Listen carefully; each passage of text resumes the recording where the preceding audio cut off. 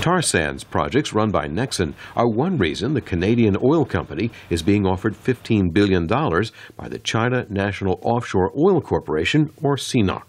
Besides oil sands, Nexen has deepwater drilling operations along the U.S. Gulf Coast and assets in Europe's North Sea and elsewhere.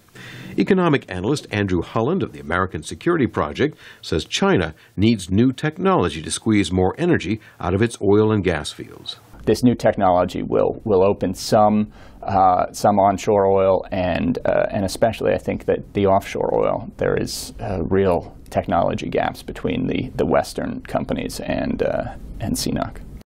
The head of an oil exploration and production company says it's tough to get energy out of shale rock, tar sands, or wells in very deep water.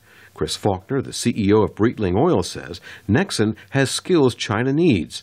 Faulkner and other analysts spoke to VOA via Skype. When you're operating in those kind of extreme environments, that's the latest and greatest technology that exists in our industry. The CEO of Armada Oil, Jim Cerna, says better technology could help China tap more energy from its existing reserves. Shale oil deposits in northwest China could be some of the biggest in the world. So obviously there needs to be some advanced technology applied to that, and they could be sitting on a massive reserve.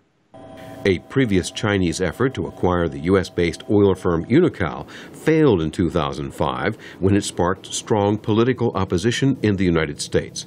So far, there is less opposition this time, but some members of the U.S. Congress say Beijing wants to invest in North America while placing unfair obstacles on U.S. investments in China.